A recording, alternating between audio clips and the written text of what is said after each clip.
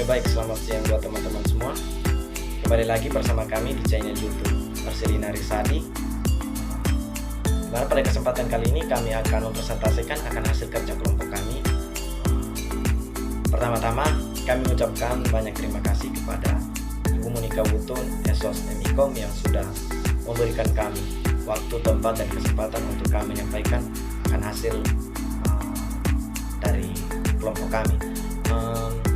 Sebelum kami mempresentasikan, kami perlu memperkenalkan diri karena ada pepatah mengatakan kenal maka tak sayang. Untuk itu izinkan kami memperkenalkan diri. Saya sendiri sebagai moderator Marsandi Boraduka dengan NIM 2003040042. Yang berikut ada saudari Marcelina Risadi dengan NIM 2003040043. Yang berikut ada saudari Maria Nartiana Risa dengan NIM 2003040041. Yang berikut ada saudara Novi Arwadi Nisa dengan NIM 2003040048. Yang berikut ada saudari Maria Alicia Sato dengan NIM 2003040038. Dan yang terakhir ada saudara Hesron Sancho Wemau dengan NIM 2003040028. Ya, baik, terima kasih teman-teman. Untuk itu sebelum kami mulai akan mempresentasikan hasil kerja kelompok kami, di mana pada materi kali ini kami akan menyampaikan pengertian dari persuasif politik itu sendiri. Yang kedua, kami akan menjelaskan tentang persuasif politik dari iklanan itu sendiri.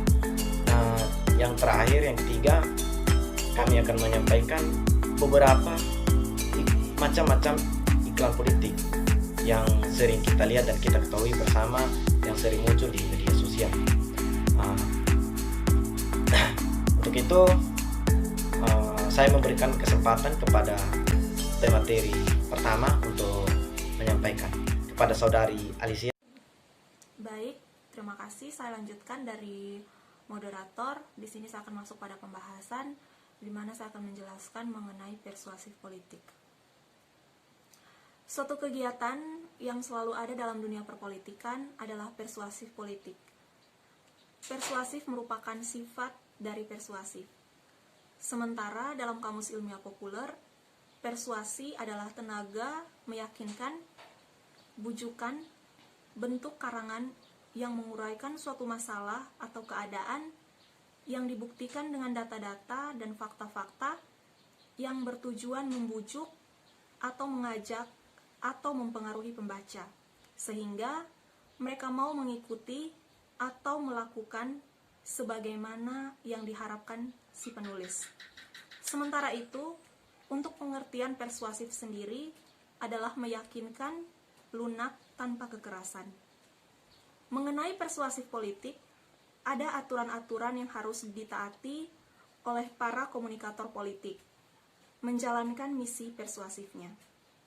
Biasanya, setiap negara berbeda-beda mengenai peraturan tersebut sesuai kebutuhan dan kondisi negara masing-masing. Itu ditujukan agar persuasif politik dapat berjalan dengan lancar tanpa ada pihak-pihak yang dirugikan, apalagi jika komunikan yang dirugikan. Dan Nimo dalam bukunya menyebutkan bahwa persuasif adalah komunikasi yang bertujuan atau berkepentingan.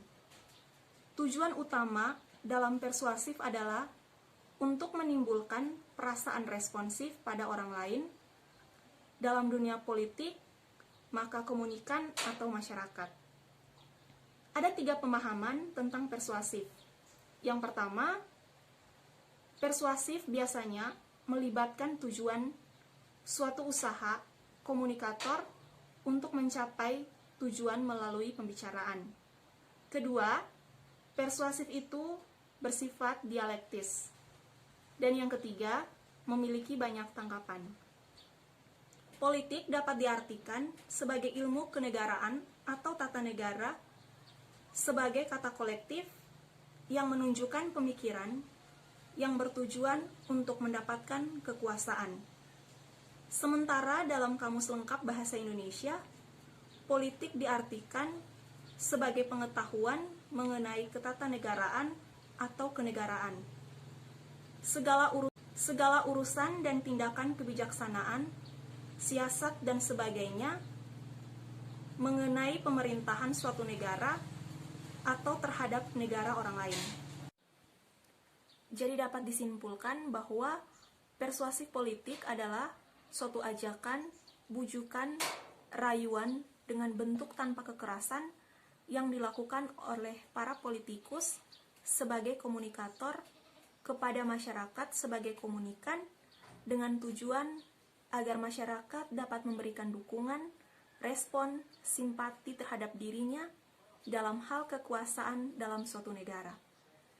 Dalam kehidupan yang senyatanya, persuasif politik lebih sering kita temui ketika menjelang suatu pemilihan umum, dari yang paling dasar sampai tingkat yang paling tinggi dari suatu negara bahkan dunia.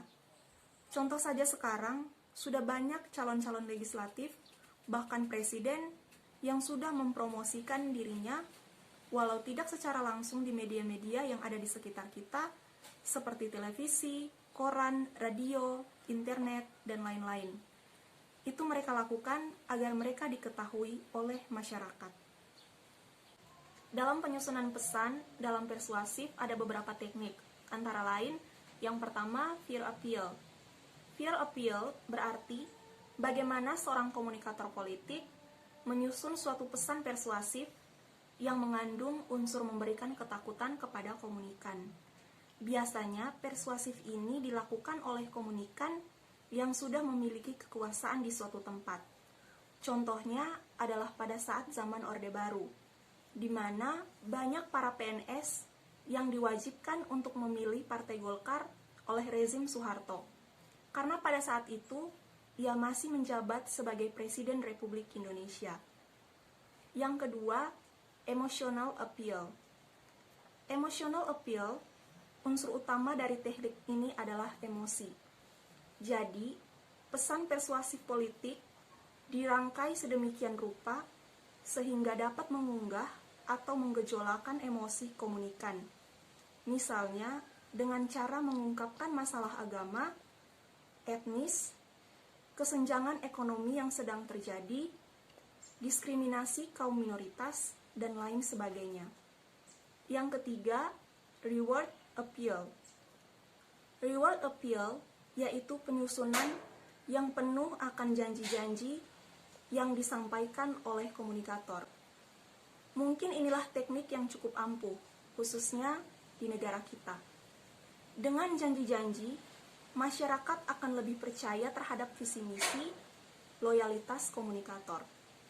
Karena masyarakat diberikan harapan-harapan manis yang menjadikannya lebih baik. Tapi, teknik ini akan menjadi bumerang bagi para politikus jika setelah mereka mendapat kekuasaannya, tapi tidak melaksanakan janji-janji yang telah dilontarkannya. Bahkan, cara ini akan lebih berurusan dengan akhirat. Kebanyakan masyarakat yang dituju oleh para politikus melalui teknik-teknik ini adalah mereka-mereka yang tinggal di pedesaan atau daerah terpencil dengan tingkat pengetahuan yang rendah. Jadi kemungkinan besar lebih mudah untuk diberi janji-janji manis. Yang keempat, motivational appeal. Motivational appeal, teknik ini lebih menekankan bagaimana seorang politikus memberikan dorongan secara internal psikologis kepada masyarakat, bukan pada janji-janji, sehingga masyarakat dapat mengikuti pesan-pesan yang disampaikan. Contoh dorongan untuk menumbuhkan rasa nasionalisme dengan cara membeli produk-produk dalam negeri.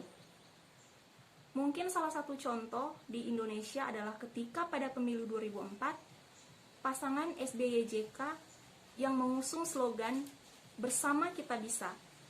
Pesan tersebut seolah-olah memberikan dorongan psikologis kepada masyarakat untuk selalu bergotong royong sehingga masyarakat tertarik, pada akhirnya SBY JK pemenangnya. Karena slogan tersebut tidak berisi janji-janji manis yang menggiurkan. Yang kelima, humorous appeal. Humorous appeal, teknik yang terakhir ini lebih mementingkan bagaimana suatu pesan persuasif disusun sehingga tidak menimbulkan kejenuhan pada masyarakat. Karena humor ringan, enak, menyegarkan, akan lebih mudah diterima dibandingkan pesan-pesan yang sangat serius. Dalam dunia perpolitikan, biasanya para politikus atau partai politik ketika sedang berkampanye menampilkan beberapa hiburan masyarakat seperti dangdut, band, dan lain-lain. Dengan adanya hiburan yang ditampilkan, maka masyarakat akan lebih merasa rileks dengan tidak mendengarkan orasi-orasi yang membosankan telinga. Itu merupakan salah satu pengemasan pesan humorous appeal dalam berpolitik. Untuk Saudara Alika, saya lanjutkan. Salah satu ahli dalam dunia publik, Dr. Edward Bedrai. Ia merupakan mantan editor dalam Public Relations Journal. Menyebutkan ada 8 petunjuk untuk mencapai keberhasilan suatu persuasi, yaitu sebagai berikut. Yang pertama, sebaiknya publik sasaran mengenal sumber lebih dahulu. Yang kedua, lakukan perubahan pada diri sendiri sebelum mengubah penerima. Yang ketiga, lakukan tindakan sesuai ucapan. Yang keempat, jangan putus asa dan beri waktu penerima untuk menilainya. Yang kelima, bersikap jujurlah dan bekerja dengan kepentingan umum. Yang keenam, penuhi kebutuhan publik. Yang ketujuh, sampaikan sesuatu dengan dasar kemanusiaan. Yang terakhir, kemukakan akibat dari ide yang disampaikan. Untuk materi selanjutnya, saya serahkan kepada Saudara Nofri. Terima kasih. Baik, terima kasih Saudara Narti. Saya akan melanjutkan materi selanjutnya, yaitu persuasi sebagai periklanan. Iklan politik tidak berbeda dengan berbagai iklan produk komersial yang ditanyakan atau dibuat dalam media massa dengan tujuan mempromosikan, memikat, menjual, dan sekaligus di sisi lain juga memenuhi kebutuhan masyarakat. Iklan politik memikat serta menjual kemampuan dan janji-janji politisi agar masyarakat percaya bahwa jika politisi tersebut memimpin, maka ia dapat memenuhi kebutuhan masyarakat. Iklan politik disajikan secara visual dengan bahasa yang persuasif, slogan, dan lambang yang padat, makna namun mudah diingat, jengler yang menarik, dan penayangan yang berulang-ulang. Selain fungsi utamanya sebagai wahana promosi yang bersifat persuasif, iklan politik juga berfungsi sebagai reminder atau pengingat masyarakat terhadap citra politisi yang telah dibangun melalui beragam kegiatan komunikasi. Simpati dan kepercayaan masyarakat bisa saja memudar, dan banyaknya informasi lain yang dikonsumsi masyarakat melalui media dengan menanyakan lambang dan slogan paling serta familiar dengan pilihan mereka, dan tanpa disadari akan menumbuhkan perasaan terbujuk yang lebih dalam lagi. Bolin mendefinisikan iklan sebagai bentuk pembayaran yang dilakukan untuk membeli tempat atau ruang dalam menyampaikan pesan-pesan lembaga atau institusi dalam media cetak maupun elektronik. Melalui iklan politik, para calon penguasa dapat mengkomunikasikan pesan-pesan, keinginan, program-program, visi misinya kepada masyarakat sebagai calon pemilih. Nimo mengatakan calon mestinya menawarkan diri dalam merek yang berbeda tetapi dalam produk yang sama. Seperti halnya dengan propaganda, periklanan merupakan komunikasi satu kepada banyak, atau komunikasi massa. Namun kedua sisi tersebut memiliki perbedaan yang sangat mencolok. Jika propaganda ditunjukkan kepada orang-orang sebagai anggota kelompok, sedangkan periklanan mendekati masyarakat terutama sebagai individu-individu tunggal, independen, terpisah dari kelompok apapun yang menjadi identifikasinya di dalam masyarakat. Periklanan ditujukan kepada kelayak ekonomi. Hubungan antara iklan dan calon pembeli adalah hubungan langsung. Tidak ada organisasi atau kepemimpinan yang seakan-akan dapat mengirimkan kelompok pembeli itu kepada penjual. Akan tetapi setiap individu bertindak berdasarkan pilihannya sendiri.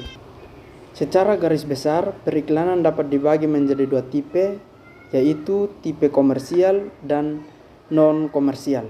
Periklanan komersial meliputi periklanan konsumen untuk menjual produk atau jasa, dan periklanan perusahaan terutama ditujukan kepada manajemen, industri, profesional, spesialis, pekerjaan, dan pedagang grosir atau eceran.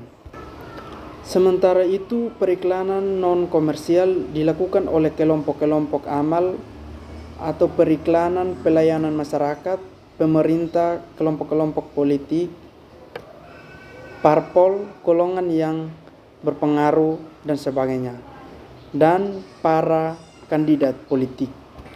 Dan materi selanjutnya saya akan memberikan kepada saudara Sancho Bemau. Baik, terima kasih. Saya akan melanjutkan materi dari saudara Nofri mengenai macam-macam iklan politik menurut Robert Baucus Combs. Membaginya menjadi 4 macam, yaitu sebagai berikut. Yang pertama, iklan serangan, yaitu iklan yang ditujukan untuk mendiskreditkan lawan. Dalam kampanye politik, iklan penyerangan adalah iklan atau pesan yang dimaksudkan sebagai sebuah serangan terhadap calon atau kandidat atau partai politik lain. Serangan iklan-iklan yang dibiayai dan disebarluaskan melalui media massa secara luas merupakan bagian dari kampanye negatif atau black atau propaganda kampanye. Yang kedua, iklan argumen, yaitu iklan yang memperlihatkan kemampuan para kandidat untuk mengatasi masalah-masalah yang mereka hadapi. Iklan argumen merupakan iklan yang tujuan utamanya adalah untuk meyakinkan atau membujuk pembaca.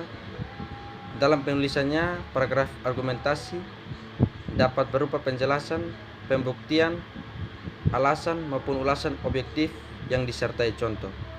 Yang ketiga, iklan ID, yaitu iklan yang memberi pemahaman mengenai siapa sang kandidat kepada para pemilih. Yang keempat, iklan resolusi, yaitu iklan di mana para kandidat menyimpulkan pemikiran mereka untuk para pemilih.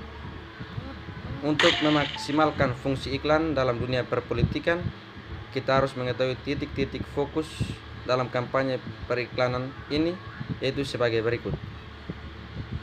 Yang pertama, kita harus mengetahui khalayak seperti apa yang kita hadapi sebagai pemirsa iklan. Yang pertama, kita harus mengetahui apa yang memotivasi khalayak. Yang kedua, apa karakteristik kepribadian dan sosial khalayak. Yang kedua, kita harus mengetahui akibat apa yang ditimbulkan.